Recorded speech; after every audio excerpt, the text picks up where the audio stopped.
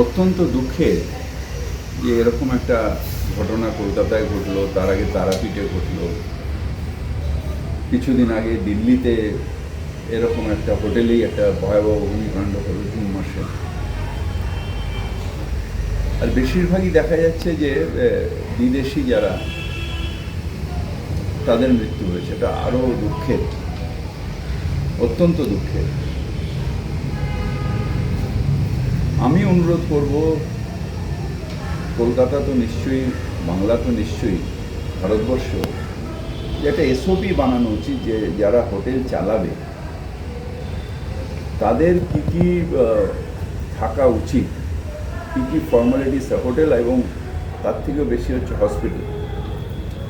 যেরকম গুজরাটের হসপিটালে ওরকম ভয়াবহ কোভিডের সময় একটা অগ্নিকাণ্ড হলো, তারপর আমাদের আমৃতে হলো, এর আগেও হয়েছে, আমাদের স্টিফেন কোর্টে হয়েছে, ইরা স্ট্রিটে হয়েছে, ওই হোটেলে হলো। তো একটা এসওপি বানানো উচিত যে ফায়ার ডিপার্টমেন্ট কী কী দেখবে এবং রেগুলার ইন্টারভেলে কী কী দেখবে, এবং সেইটা দরকার। দেখুন, দোষ দেওয়া, দোষ করা, আমি দিল্লির সরকারকে দোষ দেবো, বিজেপি আমাকে দোষ দেবে, এই দোষ দেওয়া নিয়ে আবার এক বছর বাদে আবার আমরা বিজেপির বিরুদ্ধে বলবো, এটাতে সমস্যার সমাধান হবে। সমস্যার সমাধান হচ্ছে যে আমিও একবার একটা এখানে কমিটি হয়েছিল, তাকে রেকমেন্ড করেছিলাম যে থার্ড পার্টি একটা অডিট ফায়ার ডিপার্টমেন্টের থেকে করা উচিত, এবং রেগুলার ইন্টারভেলে প্রত্যেক বছর একটা অডিট রিপোর্ট না দিলে সেটাকে ক্লোজার নোটিশ দেওয়া উচিত। সেই মতন কিছু রেস্টুরেন্টের হয়েছিল, কিন্তু এই হোটেলটার হয়েছিল কি না জানি না। তো নিয়ম হচ্ছে যে একটা অডিট রিপোর্ট দেওয়া উচিত, এবং থার্ড পার্টি একটা অডিট করা উচিত। গভর্নমেন্টের পক্ষে যা স্টাফ, যে কোনো গভর্নমেন্ট, সেটা এই গভর্নমেন্টেরও যা স্টাফ, তাদের পর্যাপ্ত না যে সব বসে বসে নিজেরা চেক করবে।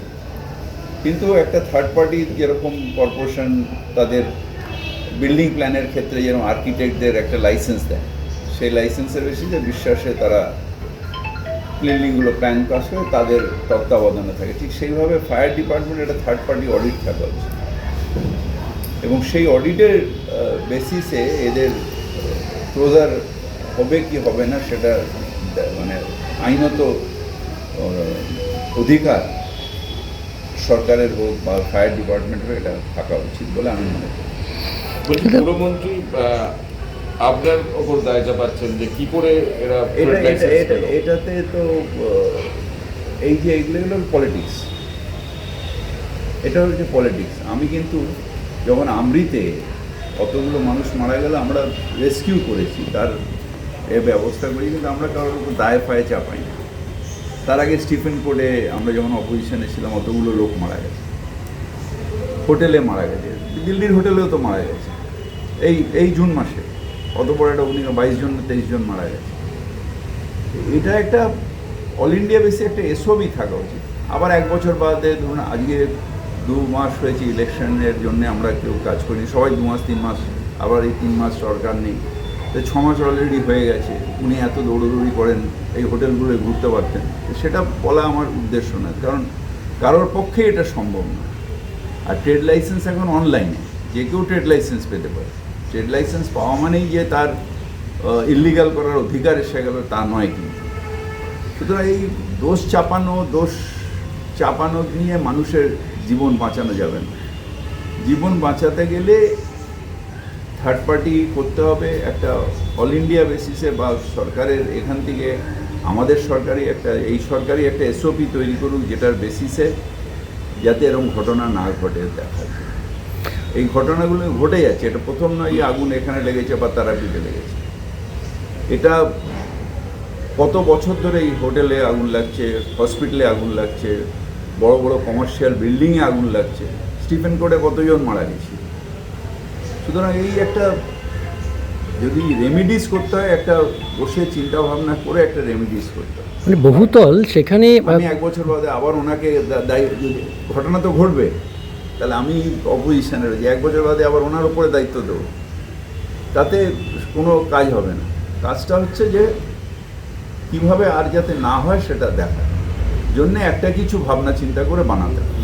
মানে একটা পাঁচতলা বাড়ি বহুতল, সেখানে কোনো ফায়ার ইয়েই নেই, সিস্টেমই নেই। সেটাই তো, সেটার সিস্টেম ফায়ারের যা লোক বল তাতে সম্ভব না, থার্ড পার্টি অডিট ছাড়া এটা সম্ভব না। যেটা আমি যখন ওই আগুন লেগেছিল তখন আমরা একটা কমিটি হয়েছিল, তাতে আমরা রেকমেন্ড করেছিলাম, তারপরে তো ইলেকশন এসে গেল।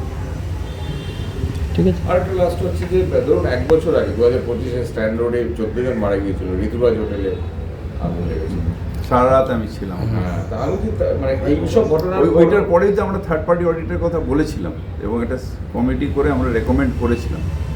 তারপর তো ইলেকশন এসে গেল, 6 মাস ধরে তো এইসবই চলছে।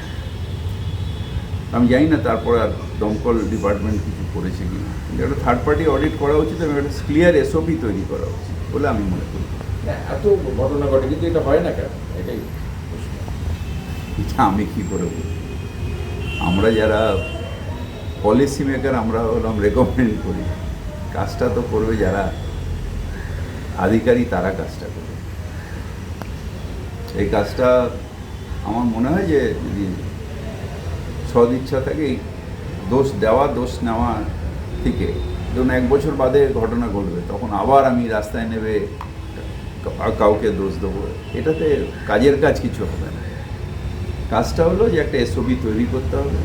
এটা যেটা হতো এই যেটা আমি বললাম, কিন্তু তারপরেই 1 বছর আগে যেটা ঋতুরাজ হলো, তারপরেই মাস 6 এই আলোচনা হয়ে রেকমেন্ড করতে করতে ইলেকশন এসে গেল। ধরুন 2-3 মাস ইলেকশনের প্রিপারেশন আর 3 মাস আমরা নিই, মানে 6 মাস চলেই গেছে। তো এটা একটা অসুবিধা হয়েছে, কিন্তু বেটার লেট দ্যান নেভার।